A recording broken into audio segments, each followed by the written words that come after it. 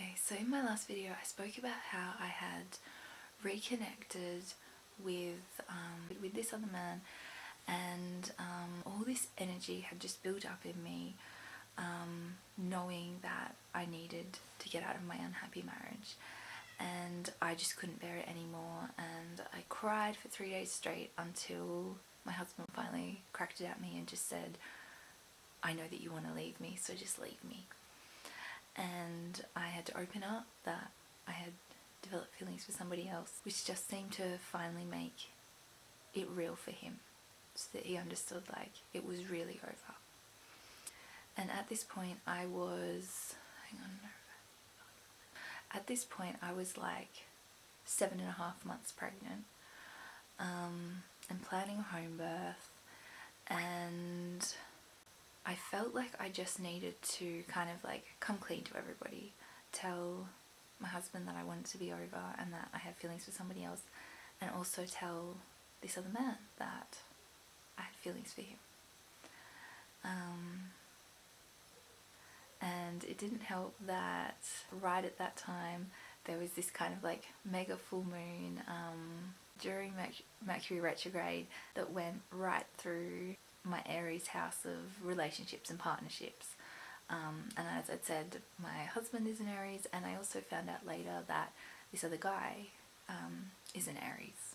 And so rather than just like slowly mentioning it to this other guy that my marriage was over and just seeing how things might develop, I lost the plot and just wrote him a massive letter about how I felt, and just I didn't explain the synchronicities that had been happening, or even like my experience with like seeing these past lives and everything, but I just told him that a lot of crazy stuff had been happening, and that and I did tell him that I put out the call to the universe that if he was meant to be in my life, that he'd message me on that particular day. And I didn't really know what I wanted. I didn't know if I was asking him for something. I just didn't know, because I couldn't see really a way that we could be together with him living so far away, and I didn't know whether he even really liked me. And so I wrote this letter, and then the next day the poor guy replied and said that, you know, it had come as a huge shock to him, but that, you know, he was glad that we were kind of both awake and on the same page with everything, and that we could talk openly about it all with one another, and all of that, but that he didn't feel the same. Or actually he didn't even say that he didn't feel the same. He just said that he wasn't thinking like along the same lines or something, which I kind of thought was an interesting thing to say. But he said that, you know, he'd love to stay friends and everything, and he said that it made him feel good to know that somebody sort of thought he was worthy of, you know, I guess being their dream guy or whatever, liking, which made me feel really sad, because he is so worthy. I know now through all the information I've received psychically and just messages from the universe, that he's a man who has made some mistakes due to his trauma and hurt people that he loves, but that he's hurt himself the most, and I don't think he forgives himself, or can even acknowledge the mistakes that he has made, because I think maybe it's too painful. But it just made me really sad to hear him basically say that he didn't think he was worthy. But you can only meet somebody where they're at. So I was just really glad that he said that he'd still like to be friends. And even though it like crushed me, and I felt so stupid for having done things that way. I felt strongly that even if he wasn't meant to be in my life as a partner, that he'd come into my life to kind of be this catalyst for change, so that I finally ended things with my husband, and just took those steps towards living a life that was authentic to my being, and just stop like living a lie, paralyzed by fear and stuck in a relationship that just wasn't serving me anymore. And I kind of thought everything would stop, and I thought maybe this was just like a lesson. It was like showing me that that the power of manifestation just needs to be practiced. It's like a kid learning to ride a bike, like having these moments of balance and momentum before falling off again, and then hopping back up, and realizing though that it is something that I was capable of, and so to just keep practicing and refining it. And so I added this quality to my list: a man who wants to be with me, who chooses me, and embraces the growth, pain, joy, and work of a relationship, and the need for conscious awareness to allow that growth to occur as a mirror sets off triggers, fears, and pain. And so I went into the most intense heartbreak. I just like almost wasn't functioning. And during that week as well, my dad, who was dying of cancer, went sort of downhill, which was upsetting. And a couple of my friends just announced out of the blue that they were moving away really, really soon.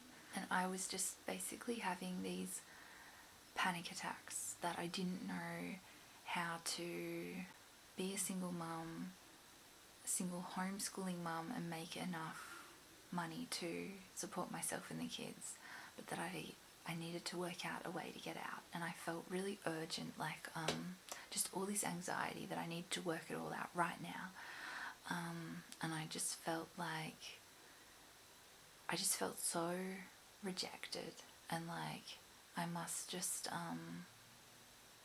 be the biggest loser in the world, and that nobody would want some single mum with 3 children, and that I just felt pretty doomed. And I'd written to him thinking that we were going to be friends, and he just ghosted me and pulled his energy right back, and immediately like stopped liking any of my posts. Really obviously withdrew himself, and that probably crushed me worse than having sort of like the prospect of an intimate relationship turned down, to like suddenly lose that bond and that friendship. That really hurt. And just being at a time when the world was so nuts, and this was the person that I felt like I really connected with, and who was kind of just keeping me going through all this madness. So it was incredibly hard, but I was also getting these feelings coming in. I also had Ari in my mind, and I just kept hearing her say that I was going to use my creativity to work out a way through this and a way to support myself, but that now just wasn't the time. Now was just the time to be patient and focus on having this baby and just raising my small children, and that everything would fall into place. And after first just an initial week of like absolute heartache and just not thinking that it was going to get any better, I went to bed and and I dreamt about Freddie Mercury, who has popped into my dreams before and given me sort of psychic messages and information I couldn't have known, and who I can't help but feel is somehow guiding me. And then I woke up and I just felt like so much lighter that morning, and I went out and I decided to clean the house, and I thought I'm going to listen to Queen, and so I loaded up Queen and then I put it on shuffle, and I said, before I click play, I said, okay Freddie, like if that was you, if you're here guiding me, I want to hear Don't Stop Me Now. And so I pressed play, and the song that came on was Don't Stop Me Now, out of like 30 different Queen songs. And so that was a beautiful morning, and I just danced and sung around the house while I cleaned and mopped. And then the phone rang, and it was my cousin who I hadn't spoken to for 9 years, like since my wedding night. And I had no idea that he was awake, like to what was going on in the world. And I just assumed by now he'd be one of the many who were vaccinated and just still completely asleep. But he rang me to say that him and his wife had just finished, or were 3 weeks away from finishing building like their dream home to retire into. And they worked really hard to create this place. And they realised with this, looming social credit system that now is just the time to get out. It wasn't the time to be moving into that home. And so they made the drastic decision that they were going to put it on the market and go and just buy like an off-grid property somewhere on a farm, maybe up north. And he just wanted to say that if I ever needed anywhere to go to get away from it all, that me and the family were just so welcome to come and stay with them on the farm. And so that was just the most like exciting and beautiful phone call to receive. And it was like the universe just saying, it's okay, we've got your back, it's okay, relax. But also during that hard week, I'd had some little experiences where like I would see a post that I knew Pete Murray, my twin, would love, and my initial reaction, my automatic reaction would be just to go to send it to him. But then I remembered that he wasn't talking to me anymore, and I would just be so depressed. And then like a minute later he would post that to Facebook, and I would just bawl my eyes out, because I was like, it was like in my face how much like we resonate and almost have like this telepathic sort of connection. And that happened a few times. And after like Freddie had come into my dreams, Pete Murray posted up a video of some guitarist playing Bohemian Rhapsody. And then all during that time I'd been seeing, since Ari had died, I'd been seeing the number 1111. And that sort of always made me feel like I was aligned. And then after this happened, suddenly I stopped seeing 1111, and immediately I started seeing 1110. And at first I took this to be the universe just rubbing it into me to say, you freaking idiot, like, what have you done? You've stuffed up your life, now you're out of alignment. And so that made me really even more distraught. And but then one of these days I just decided that I would actually look it up and see if there was any write-up on what it means. And it turned out it is the angel number that you see when you've made a major life decision and are starting a new beginning, which is out of your comfort zone. And you're becoming impatient about gaining independence. But that the angels want you to know that you need to be patient and use your creativity to create the independence. but know that it will happen and you don't need to stress over it. So that was really beautiful to read, but I was still in like incredible grief. Actually, I just hadn't thought things through, and I hadn't really prepared myself for the possibility that he would not contact me anymore. But yeah, I figured that things surely would just, all the signs and synchronicities and weirdness would stop now, and I would go through my process and get over him. But it turned out it was kind of like this was just the beginning. And so I've heard many people describe this, that that when you meet your twin flame, it's kind of like you do have this crazy telepathic connection, and that it's hard to explain, but it's like you feel what they're feeling, and you just pick up on all this stuff, and it's like he's just always in my mind, like as if he's just got a chair in there and he's just sitting there like quietly judging everything about me, or I don't know, it's just like this omnipresence. And I don't know, I was kind of picking up on this feeling, like as if even though he was ignoring me, that he hadn't forgotten about it, and that maybe it had actually brought up bigger things for him, like that it wasn't just me with rejection and abandonment issues, that maybe his stuff was coming up because this woman who had like undeniable similarities and sort of like resonance with him had just opened herself up to him, and he had run.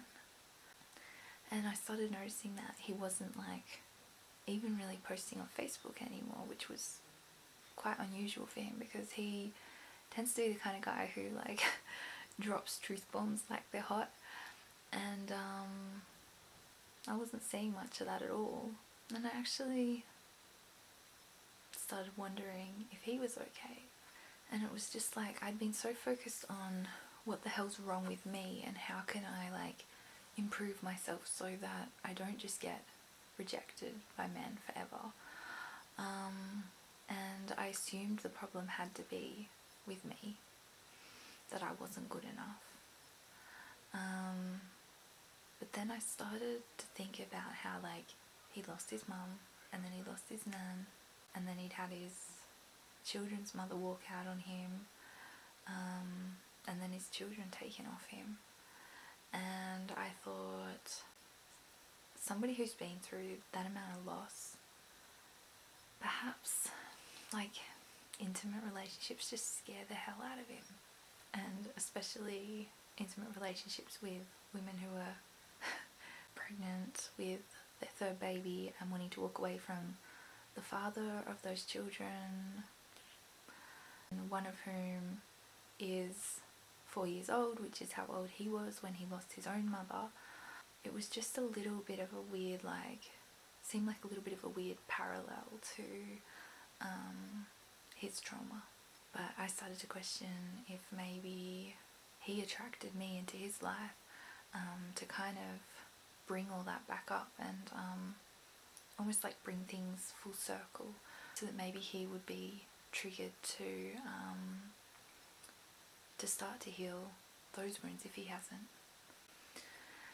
And I was trying really, really hard to get over him. I was using Psych K balances to release him and work through the grief, but it actually really wasn't helping. It was like it just wasn't actually touching it, and that started to make me wonder, because at one point during my marriage I had developed feelings for somebody else, and at that point I was like, no, I don't want to feel like this. And I had done a bunch of EFT and different things to release that, and it worked. It completely worked, and I got over it. But this, it just, nothing was helping it. And then I really, through all that, started really feeling like that maybe there was meant to be more to this, that maybe that wasn't just going to be the end, and that he came into my life just to help me get over my marriage, and then he was going to, you know, exit the stage and not have any more of a role in my life. But yeah, I'd never felt this drawn to somebody and had this many synchronicities and things occur, and I just couldn't shake that feeling that this was something bigger. And I was just so like overwhelmed by this feeling of not knowing exactly what he was feeling, and not knowing if I'd messed things up to the point of no return, and that I would never have him as a friend again. And, you know, not knowing if I should just stop all contact, never contact him again, or whether I should be trying to reach out and communicate and like find out what he's feeling or needing, even though, yeah, silence is pretty loud communication. And so I just got caught in this loop of like trying to work it all out, trying to work out what I could do to fix things, and like dismaying about why is it in my life that I'm always finding myself in this repeated pattern of like abandonment and rejection. And then one of these days, while like my mind was just racing with all these questions and trying to work it all out, I heard the postman drop something in my mailbox, and it kind of was just one of those moments where it was like the universe sent something to snap me out of my racing thoughts. And so I went straight out and I checked the letterbox, and it was this book that I'd ordered called Conscious Uncoupling, and I felt really strongly that I was about to receive a message from the universe, or that the universe was trying to communicate with me. And so I said, okay, universe, tell me what I need to know. And so I just opened this book up on a random page, and this is what the page said. It wasn't until 3 years later, when they ran into each other at a club, that they discovered what had happened. Rick hadn't gone silent because he was no longer interested in seeing her. Instead, he was actually taking some time to contemplate making a deeper commitment to Emily, and to bring closure to a few other casual relationships he'd begun in order to make himself available to ask her to be in an exclusive relationship with him.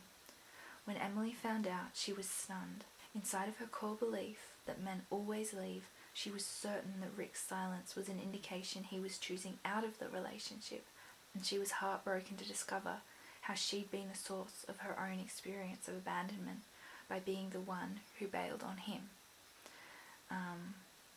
Because and on the previous page I read that he'd gone silent on her, and so to make him feel like she was fine, she decided to message him and tell him that she was in a new relationship, even though she wasn't. And so of course he didn't contact her again. And the quote says, "While you can't keep your heart from getting broken, you can stop breaking your own heart." So that was so relevant to what I'd been questioning in my mind, that I was quite stunned that that's the page that I opened up to, and I felt like it seemed like, because it was so relevant, that it was probably the universe telling me what was really going on. And so in that spirit, I went over and popped on my iPod again on shuffle, and as I said, it's like 3,300 songs, and I said, okay, well, what do I need to do then? And the song that came on was Less Is More by Joss Stone, and she sings, "Haven't you heard absence makes the heart grow fonder? Haven't you heard nothing good comes overnight? I'm telling you straight, baby, just in case you wonder. It's turning me off, it's crowding me out, it's not right. Less is more. Back it up, slow it down, let it breathe. Cause too much of a good thing can be bad. See, we don't want to go out like that. Less is more. Put it back, hold it down, chill it out. If you want me to still be around, less is more.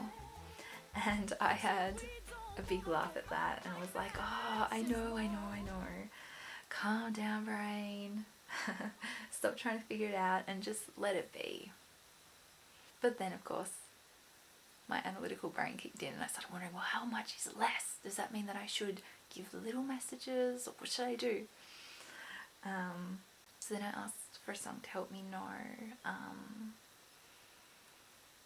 if I should start talking to him at all, and basically like how I could fix things, how I could make it go back to the way it was before. And the song that came on was a Lorraine McKenna song called Prosperous Speech. And the lyrics to this are, and now my charms are all overthrown, and what strength I have's my own, which is most faint, now 'tis true, I must here be released by you.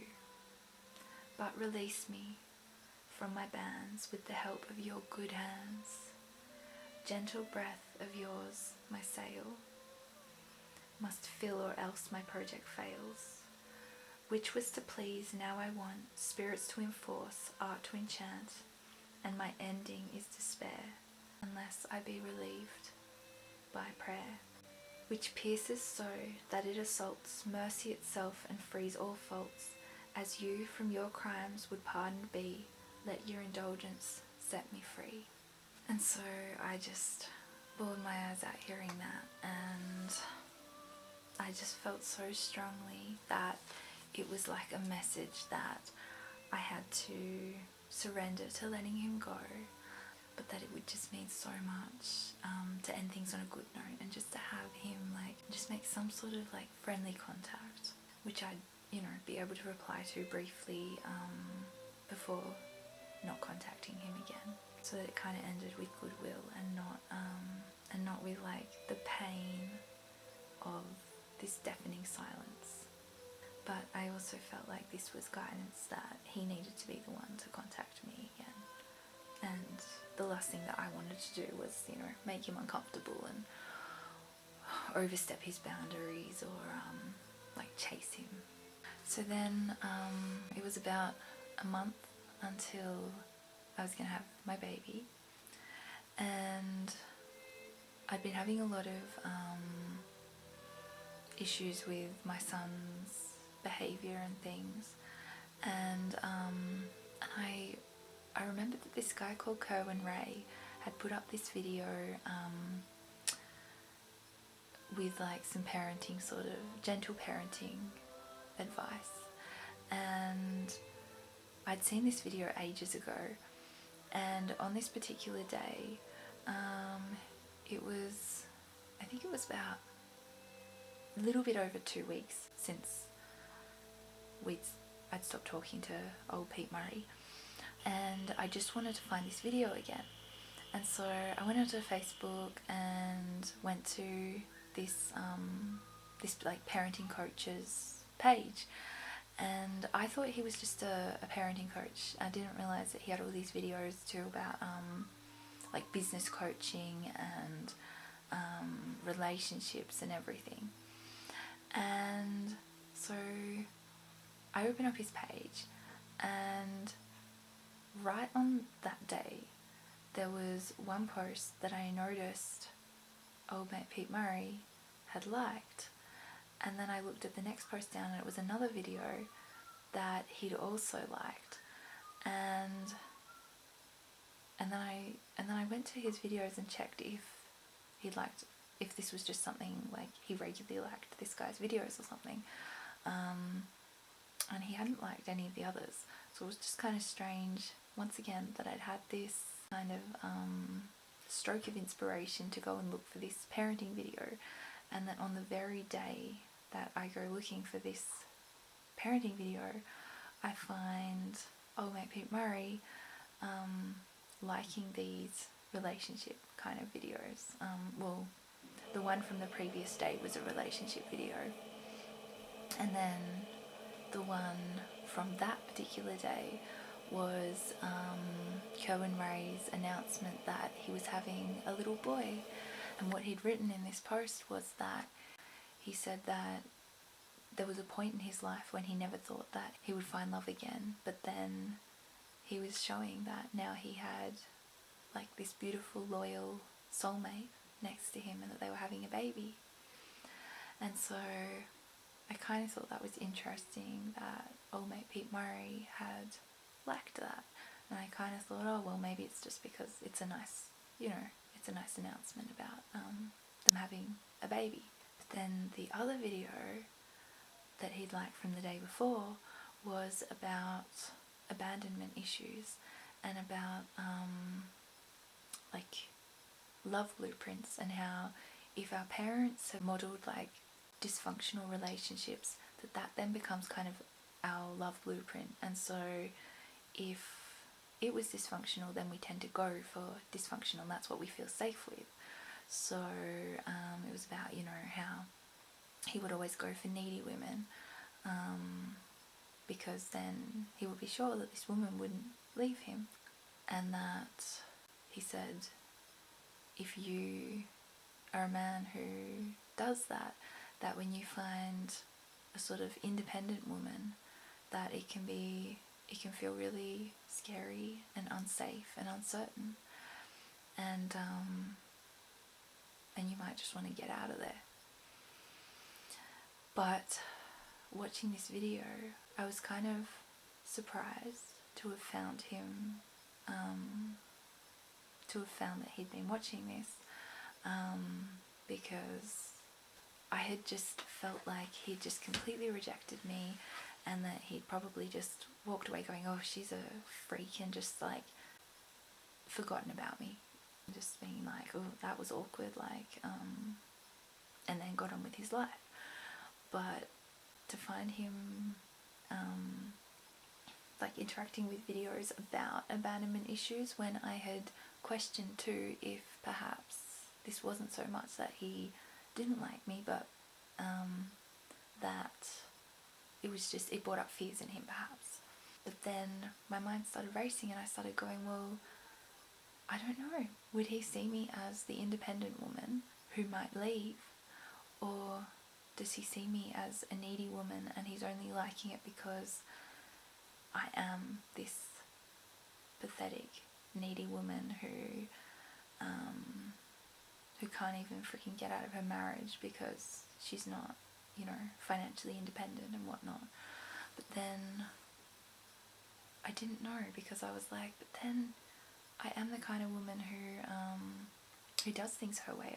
I home birth, I homeschool, I think about things for myself, I do a lot of stuff by myself, and he's complimented me on that in the past. So then I thought, I don't know how he sees me. But of course my insecurities got to me, and I thought, I reckon it's because I'm too needy. And there I've gone and just had a meltdown and like dumped all my feelings on him. That's pretty needy. So it kind of just made me feel worse about myself, and again, just more urgency to work out how to become more independent and financially independent and everything, so that I wouldn't be this single mum who nobody would ever want. And also, this video also had another scenario where, sometimes you meet somebody and they're just too nice, so you're not attracted to them, because I guess like in many ways we bond through our trauma. And so I thought, oh, also maybe it's that, he did just see me as a friend, and that he does just see me as this boring good girl who he couldn't feel attraction to. So yeah, my mind was racing again, trying to work out what does he feel, why was he liking this, what was he thinking. And interestingly, the video was 3 minutes and 33 seconds long, which, is one of those number sequences. And at this point I didn't know anything about the twin flame theory, but that number 333 indicates that you may be tested 3 times along the way, but that you're making good progress. And I was kind of thinking, like, I guess if his ex walked out on him right in the middle of having small children, and he seemed to see her as a nut job, then he probably sees me as a crazy nut job too, who's just walking out on her husband in the middle of having small children. And so maybe he was liking it because he was agreeing that he wasn't going to go for some crazy nut job needy woman again. And so yeah, I was just feeling very, very insecure and was in just a really bad headspace. Like, yeah, brain just seriously racing. So anyway, a couple of days later I was listening to my iPod, just on shuffle again, and that song by India Ara came on, Ready for Love, where she sings that line, "If you gave me half a chance, I'd prove this to you. I will be patient, kind, faithful and true to a man who loves music, a man who loves art, who respects the spirit world and thinks with his heart." And so I thought again about my wedding day and how, I felt so strongly that the right man was out there for me somewhere. And I was thinking, well, old mate Pete Murray doesn't, I don't think he loves art, so he can't be the right man. And I was like, yep, that's a message to show me he's not quite right. And then I went on Facebook, like, at exactly that moment, and he just posted this thing of a street artist, like, creating this absolutely incredible work. And it was just, again, like this synchronicity where I just had that thought, and then it's like, nah, universe says, here's him appreciating art. And so then a couple of days later, this had been almost a month, and my obsessive thinking and racing thoughts just hadn't stopped. There's just nothing like it. It's insane. You think you've gone completely mad. And so to try and quiet some of the anxieties in my mind, I decided to pull some tarot cards. Like, I just wanted some clarity. I wanted to let him go, but I just never experienced anything even vaguely like this. And yeah, I just couldn't accept that all of this could have happened and still be going on, for it all just to mean nothing, and to just, like, that this whole story just ends with him rejecting me, and that's it. And, like, along with obsessive thinking, it was like I was dreaming about him every night. Like, he was in my dreams every night, showing me messages, a lot of reoccurring dreams of him driving me home. And, like, I would wake up and then go back to sleep and dream about him again, and wake up and, like, be anxious, go back to sleep, dream about him again. It's just like nothing I've ever experienced, and I was really, really worried about my mental stability. So yeah, so I decided to pull these tarot cards, and the question that I asked was, will I end up with him? And so I just did this 6-card major arcana spread. And so the first card in this spread is about how you feel about yourself now. And so I pulled the card Justice. You're ready for a fairer situation than that which you've been in. And it's like, yep, I wanted a relationship with somebody who wants to work at it as much as I do. And then the second card was what you most want at the moment. Him. And the card that came out was the Devil. The relationship you were wanting may seem intriguing, but in reality will be dark and gloomy. And so reading that, I had this, like, big moment of insight that what I want is a relationship with him now, and just that I was feeling so impatient, but that maybe the timing was wrong, and that this is all just maybe part of, like, a bigger process, and, like, we both maybe needed some time to do some inner work before we'd be ready for a relationship. That saying, God is never too late, sprung to mind, and I was wondering if maybe somehow the ball had been set rolling on, like, some sort of energetic process that that we each kind of need in our life. So then the third card was about your fears, and the card that I pulled was the Fool. And for this card it said, you're anxious about a new beginning and not realizing the infinite potential. Relax. And then card 4 was what's going on for you, and the card I pulled was the World. The world is your oyster, your path is open wide with unlimited possibility. The 5th card, what's going against you, I pulled the Chariot. Ego may be getting in your way. And I was like, yep, I'm overthinking and wanting to fix things rather than going inward and allowing things to develop out of the stillness and eternal possibility of the now. I'm not yet victorious, and I'm not appreciating the journey or the struggle. And so then I got to the 6th card, the Outcome. Will I end up with him? And the card that I pulled was the Hierophant. And the information I found about this card, the first thing that I clicked on, said, one of the most powerful cards you can possibly pull in relation to love and relationships. This card signifies true soulmates, perfect mirrors, two people on the same spiritual path that will mentor and teach one another and really discover themselves individually through their union. It relates to a deep commitment and even marriage. It also said that it can come up when one partner doesn't have romantic feelings yet, but that will change. And that for a yes or no question, it is a yes. So then I decided to pull a card asking what he's feeling now. And the reverse Queen of Pentacles came up. And so that stood for feelings of deep insecurity, jealousy and possessiveness, and painful memories arising of previous losses, which was exactly what I was like intuitively picking up on, and just thinking that he might be going through. And so perhaps that's why he was relating to Ko and Ray's video about codependency and abandonment issues. So then I pulled a card to ask what I need to do, and like what I need to focus on now.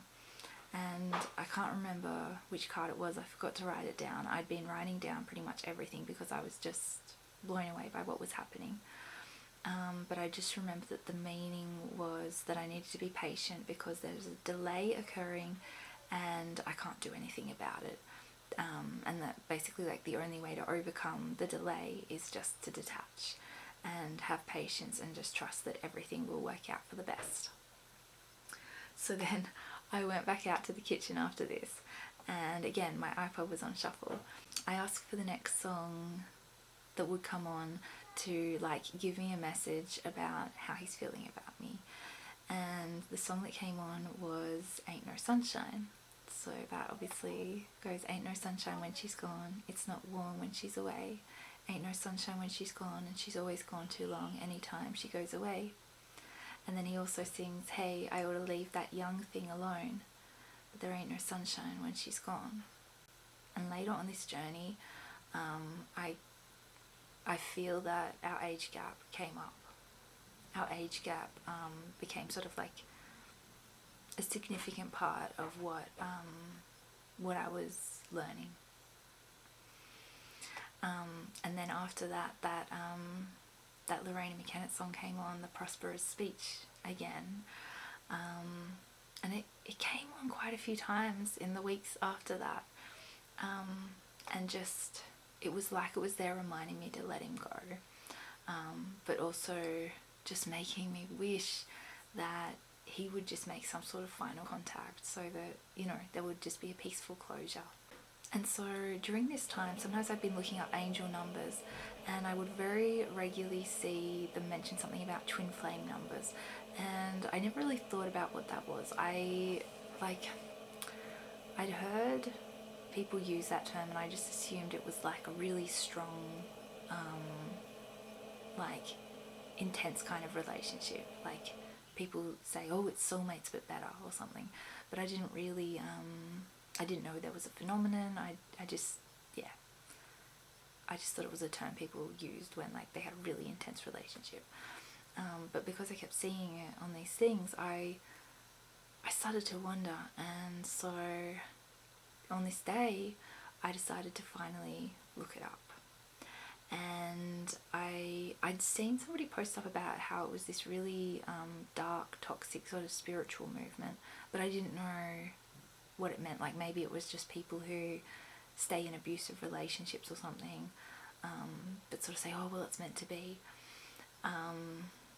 But anyway, on this particular day I set the intention that I would be guided to the right information, and so I scrolled through the results and I just clicked on a random video by this guy called Kurt Johnson, and I'm so glad that I did, because he's just this dude who, like, he just explains like the quantum physics behind the twin flame theory, and he just brings everything back to basically what Eckhart Tolle would describe as the power of now. And so the journey is simply about raising your conscious awareness. Your twin is the same soul in an opposite polarity body. And this can be seen through like the double slit experiment, which shows atoms. Atoms are just waves of energy, and they can be in two places at once. Although this is on the level of the soul, and I don't know what energy the soul is, what laws of physics the soul exactly follows. But because on the level of like the mind and the body there is complete polarity, this can create like an insane magnetism, but generally there is one aware twin, which is like the subconscious mind of the pair, the one who's aware of the twin flame journey and who's driving the whole thing. And that person is the one who, you know, sees all the signs and synchronicities and will find themselves looking up information about twin flames, and so they want to chase the other, but the other the harder they chase, the more the other will run. It's kind of like chasing your own tail, and it just keeps going. And so the journey is, it's a spiritual awakening. It's learning to detach, like from wanting an outcome like physical union, you know, a relationship, and about overcoming the illusion of separation, because in terms of the physical, which isn't the real us,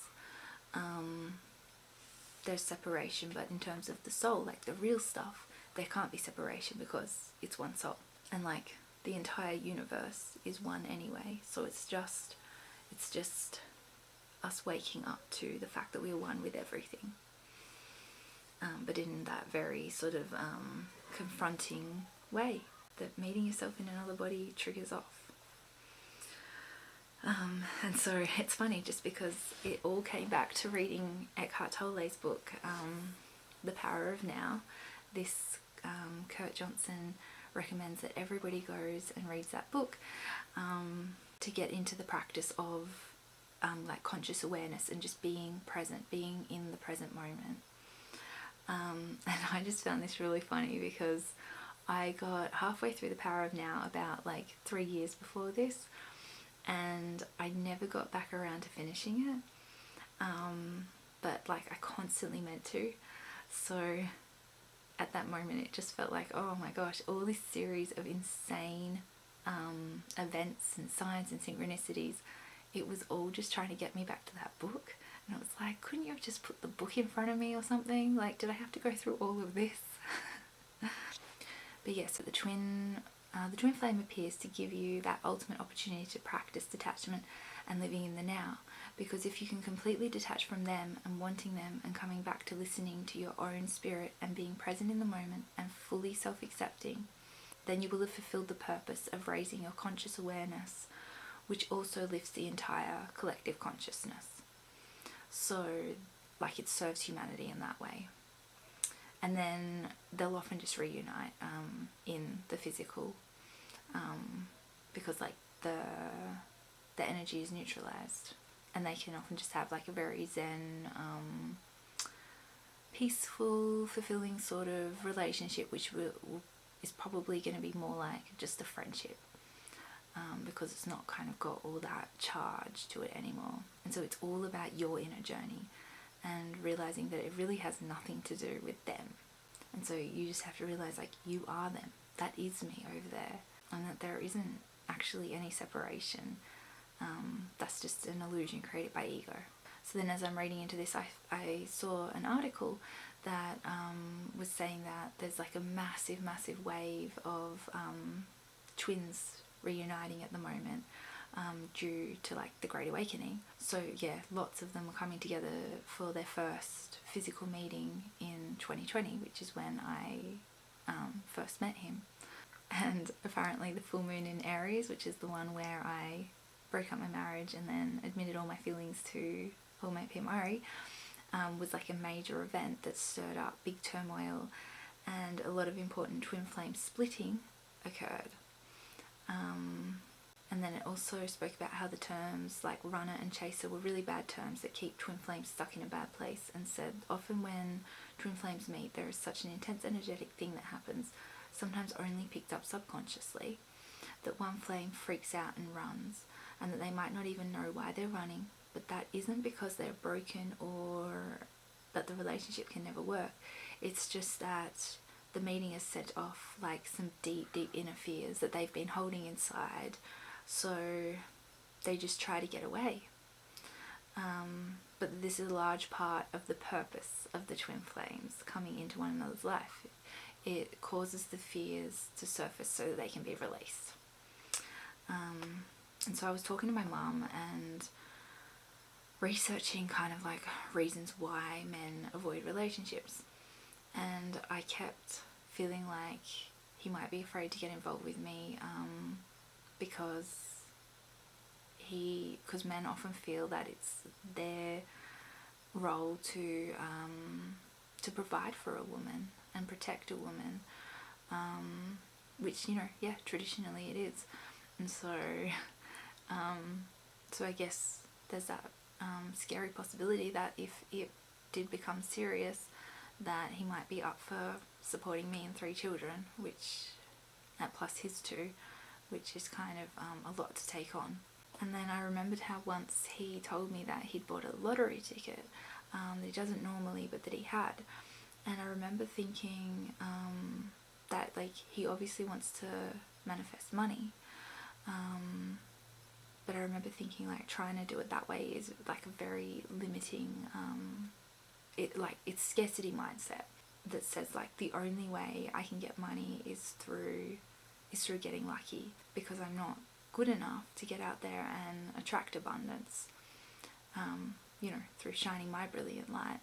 And so yeah, I was just getting this really strong intuitive feeling that he feels like insecure and, I don't know, hard done by his economic standing perhaps. Like, I have absolutely no idea what his financial situation is, but I found it interesting that he was into manifesting, and that, you know, generally, what are the things that people try to manifest? It's like they try to manifest good health, wealth, and love. I think there's something else. But love is so, love is one of those pillars of the things that people want to bring into their lives. And so I thought, well, it seems strange that this woman who seems to be a good match for him shows up and he just runs away from it. So perhaps he wasn't trying to manifest love. But yeah, so it sort of made me wonder, well, what is his focus when he's trying to manifest? Is it just on money and material things? Which could imply that he's trying to, like, fill a gap that comes from being lonely and hurt, because he's only ever really experienced, like, extreme pain from love and the relationships in his life, like right from losing his mother as a small boy. So I was questioning, you know, am I here to, like, trigger pain and fears, and, like, feelings that may actually be an opportunity for him to heal from all of this? Because yeah, I've never experienced anything like what is happening, and I just feel like there was just too many weird things going on, for this not to be something significant, like a larger part of destiny. And so at this point I was really starting to feel really excited about all these signs and synchronicities, and just like this insane communication with the universe. And yeah, I was just feeling so connected to source, and feeling like I was beginning to learn to detach, and like just getting that that's what all of this was about. But also just playing and just enjoying like this connection to source and just all this magic. And so I was really feeling more like wonder and gratitude rather than anxiety now. And this feeling that like the most epic love story ever was unfolding, and that not necessarily with him, but more like with the universe, just with spirit. But yeah, I know that his energy, somehow meeting him, had just catalyzed something, and set something off within me. And it's like our human forms are not the important part. Like they set off a whole lot of triggers and everything, but that's so that we can discover what's beyond that, which is spirit. And so I was really feeling on a high with that, but then I would absolutely have massive crashes, and the anxious thinking would come back in, and that's just the nature of this process. And so I'd been feeling really, really anxious one of these days, and just I had this day where I got up and I just thought, oh my god, I think I'm alone. Like I just felt so distraught, and like maybe I'd made all this stuff up in my head, and I was feeling anxiety again about what he was feeling, and just thinking like, God, am I just always going to be this exhausted mother with 3 children and no income and no support and no opportunities? And so feeling like that, I decided to stop and just ask the universe for a song of hope. And so again, with my trusty iPod on shuffle, I waited for the next song to come on, and the song that came on was called Heaven Sent by Killing Heidi. And oh man, when that song came on, I just listened to those lyrics and the tears were just streaming down my face, and it was like, yeah, there is no doubt now in my mind that the universe is guiding me, and that it is communicating so directly and so clearly. And so these are the lyrics. Walking always over windows, weeping willow, wind blows, you are not alone. Watching for the sign, it's reading overtime, and I'm thinking you are not alone. In time, you will find your heaven sent. And then the chorus goes, with my ass on the line. My poor old ego is so terrified of being annihilated. With my ass on the line, the sign is reading overtime, and I'm thinking you're heaven sent, you're sent. Waiting in a patient limbo, wanting only to know, this is my way home. Wading through overflowing reason, can't contain the feeling, this is my way home. In time you will find your heaven sent. You were sent to me, it was meant to be. With my ass on the line, the sign is reading overtime, and I'm thinking your heaven sent. And so yeah, listening to those lyrics, I just felt like the universe was showing me how my soul in 2 bodies has been heaven sent, and that someday I will really be able to see that I spent all this time worrying and overthinking and crying and yearning, but that all along we were truly never separated, and that neither of us is separated from like the unified universe anyway.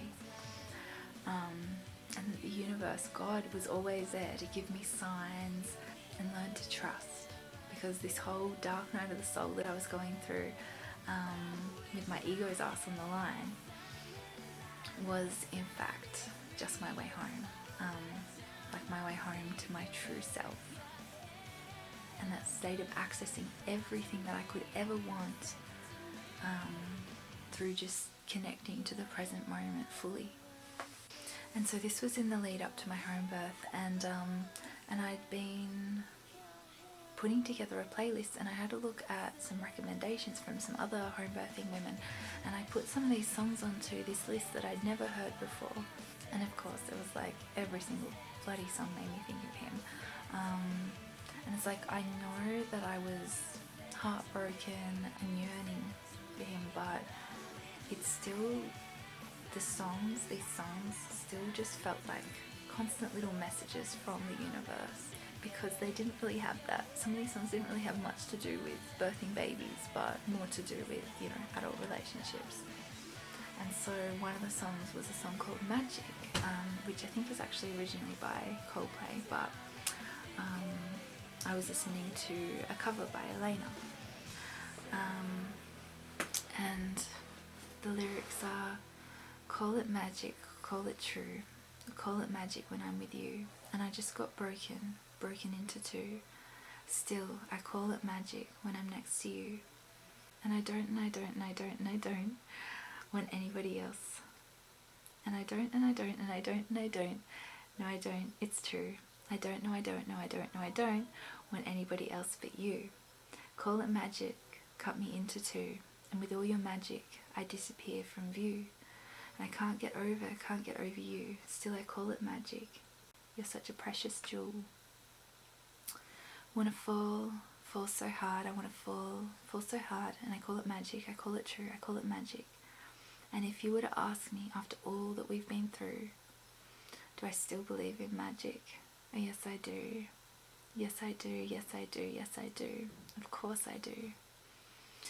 And then another song that came on was Surrender by Birdie, when she sings, and if I could reach the northern lights, maybe I'd understand it all. Sometimes I try so hard to fight, when all I want to do is fall into the night, into your arms, surrender. And it just felt strange listening to this lyrics as we were nearing Christmas, and I was wondering why, after all those strange signs and synchronicities, he could just be gone from my life. And I was still just feeling like this really deep intuitive sense that he did want me deep down, but that he's scared. And so I feel like I'm just over here I felt like I was just over there trying to make sense of it all.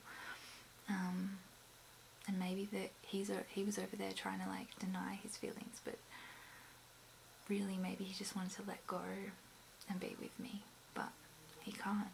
But I was also thinking, well, good luck to him. If this is destined, good luck. And yeah, I was thinking, well, maybe this is nothing, but and maybe he doesn't feel that way, but I was experiencing so much growth and so much magic from this that there was no way that this wasn't meaning something. And then some of the songs that were there was You Give Me Something, I think by James Morrison, and it's about a man who doesn't want to risk love in case of being hurt again. And the lyrics to that are, for every piece of me that wants you, another piece backs away, 'cause you give me something that makes me scared, alright. Please give me something, 'cause someday I might know my heart. And then another one of the songs was Brown Eyed Lover by Ellen Stone, and he's singing, I've got a brown-eyed lover on the other side of town. I don't want to keep her waiting. She's got me uptight, tongue-tied, and twisted all around. Well, I don't know. I can't tell. Will this last, or will it just come and go? It came so fast and my feet feel cold, but my mind is for sure. And my heart remains. Oh, let me think. What if she finds a man who's got so much more time for me than her on his hands? That don't make sense. Why would she wait so long just to run away? She wishes I'd stop worrying about where my next paycheck is, but I don't want to keep my baby waiting. And so again, that just seemed to bring up that that issue of insecurity, uncertainty, and maybe that fear of having to be like financially responsible for a woman if you fell for her. So yeah, that was kind of what was coming up in the lead up to this birth, and I will talk about the birth in my next video.